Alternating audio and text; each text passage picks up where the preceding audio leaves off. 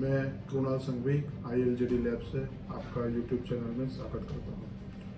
ILJD यानी international lab for jewellery and diamonds. Friends, आज हम समझेंगे HPHT प्रोसेस और HPHT प्रोसेस के थ्रू जनरेट किए गए डायमंड्स के बारे में। उससे पहले हम समझते हैं कि भाई नेचुरल डायमंड जो है वो महंगा क्यों है और उसकी कंपेयर में HPHT हमें क्या सपोर्ट करेगा।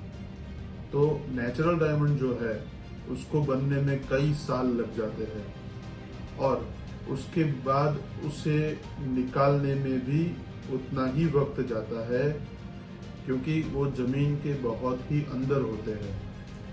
इसलिए वो एक लंबी प्रक्रिया से हमारे पास आता है, इसलिए वो महंगा होता है। जबकि HPHT प्रोसेस के थ्रू बना हुआ जो डायमंड है उसे लंबी प्रक्रिया से गुजरने की जरूरत नहीं होती है।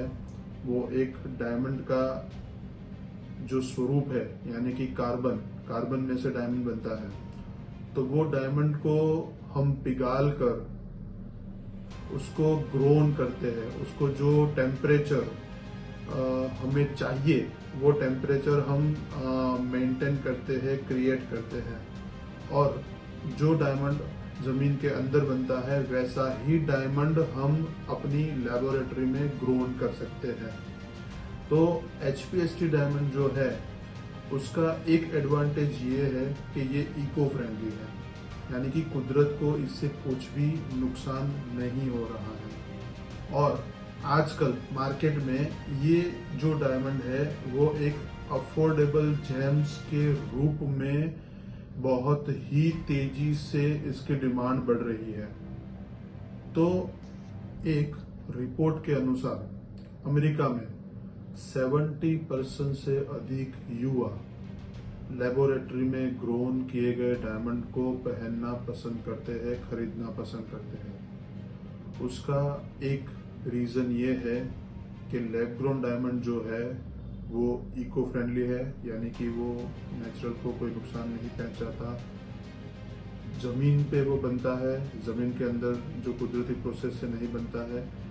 और उत्तर बस यही है कि वह पृथ्वी के नीचे उगाने की बजाय लैब में वो डायमंड जो है वो ग्रोन किए जाते हैं। हाई टेम्परेचर और हाई प्रेशर्स की जो HPHT का जो जरिया है, जो प्रोसेस है, जो मेथड है, उससे वो डेवलप किया जाता है। तो HPHT जो डायमंड है उसके बारे में हम और थोड़ा डीप में जानते हैं। HPHT प्रोसेस एक छोटे से हीरे के बीज से शुरू होती है जो कि प्योर कार्बन होता है, और वो कार्बन जो है वो मशीन में रखा जाता है जिसमें हाई प्रेशर और हाई टेम्परेचर के थ्रू वो जो कार्बन होता है वो पिघल जाता है, और वो पिघलने के बाद वो ग्रोन होता है, और ग्रोन होते ही वो एक दूसरा बीज जो है वो डायमंड का स्वरूप ले लेता है। फिर जैसे ही वो ठंडा होता है और उसमें से फिर जो डायमंड निकलता है वो डायमंड को लैब ग्रोन प्रोसेस से डेवलप किया गया, HPHT प्रोसेस से डेवलप किया गया डायमंड माना जाता है।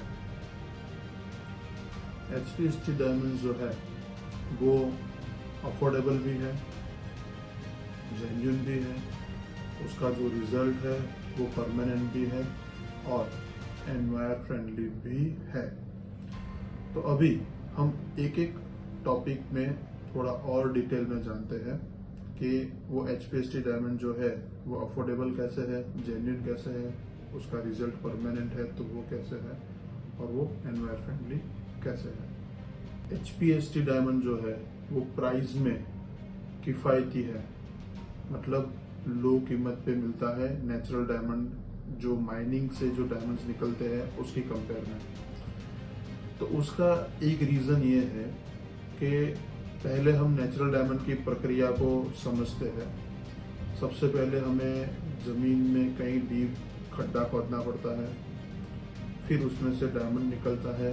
वो डायमंड में से जो भी मतलब मटेरियल निकलता है उसमें से नेचुरल डायमंड को अलग करके बाकी सारे खनिज और बाकी सारे मिट्टी तत्वों को अलग कर दिया जाता है।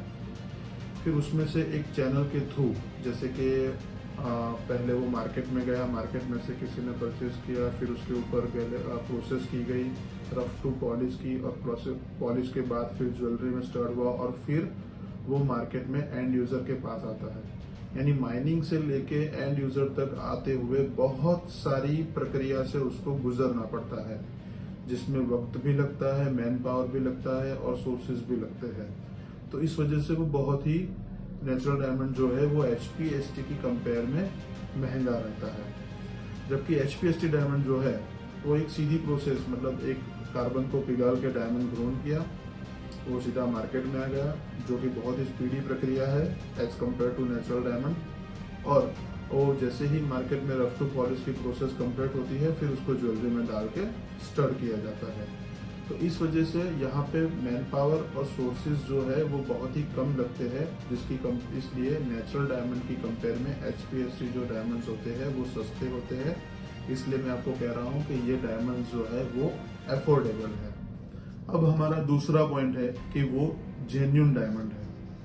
तो जेन्युइन डायमंड मतलब कि आप जो साइंटिफिक रूप से अगर आप उसको देखेंगे तो उसकी जो प्रॉपर्टीज होती है, ऑप्टिकल प्रॉपर्टीज और फिजिकल प्रॉपर्टीज जो होती है, वो नेचुरल डायमंड की कंपेयर में ही आती है और सेम टू सेम ही होती है।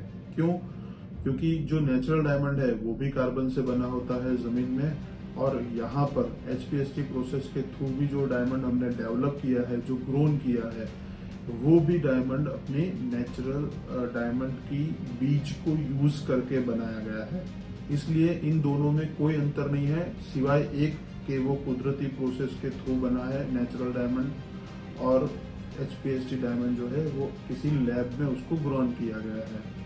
अदरवाइज बाकी सारी सिमिलैरिटीज सेम ही है, उसमें कोई चेंज नहीं है, कोई फर्क नहीं है। हमारा तीसरा पॉइंट है कि परमानेंट रिजल्ट। परमानेंट रिजल्ट का जो बात है वो मैं इसलिए आपको कहना चाहूँगा कि ये जो डायमंड्स होते हैं उसके ऊपर कई बार कलर ट्रीटमेंट की जाती है। यानी किसी डायमंड का कलर जो है वो इनहेंस किया जाता है कि भाई अगर कोई पिंक डायमंड है या कोई येलो डायमंड है या ब्राउन डायमंड है, तो उसका कलर चेंज करके उसमें से वाइट कलर या जो कस्टमर की नीड होती है उस हिसाब से कलर डेवलप किया जाता है।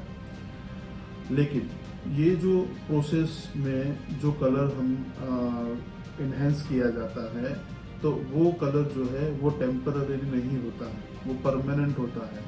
फिर वो कलर जो है वो कभी भी निकलता नहीं है लॉन्ग टाइम, 2 साल, 5 साल, 10 साल, परमानेंट या ओकेशन में जब कभी भी आप वो डायमंड किसी ज्वेलरी में या नॉर्मली ट्रेडिंग पर्पज से भी अगर आप यूज करोगे, तो वो जो डायमंड है वो डायमंड के कलर पे कोई भी इफेक्ट नहीं आता है, वो चेंज नहीं होते हैं।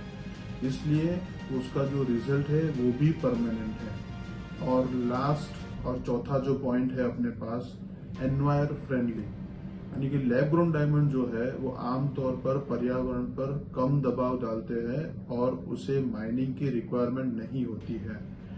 तो माइनिंग की रिक्वायरमेंट ना होने की वजह से वो इको फ्रेंडली कहा जाता है, क्योंकि उसमें कुदरत को, नेचुरल को हम किसी भी तरीके की हानि नहीं पहुंचाते हैं, और वो एक लैब में बहुत ही आसानी से ग्रोन हो जाता है। इसलिए इसको हम इको फ्रेंडली यानी कि एनवायर फ्रेंडली डायमंड भी कहते हैं। तो फ्रेंड्स, इस तरीके की काफ़ी सारा नॉलेज डायमंड से related, natural diamond, CVD diamond, HPST diamond, इससे रिलेटेड काफ़ी सारा नॉलेज जो है वो हम आपको और भी आगे शेयर करते रहेंगे। और हमारी लैब में जो जो अनुभव हम करते जा रहे हैं कि अगर एक एंड यूज़र को ज्वेलरी में या डायमंड परचेस करना है तो उसको किस किस चीज़ की सावधानी बरतनी चाहिए, तो ये जो सारा नॉलेज है वो हम हमारी चैनल में कंटिन्यूस अपडेट करते रहेंगे। आप भी हमारे साथ बने रहे और आपका नॉलेज आप बढ़ाते रहिए। धन्यवाद। Thank you.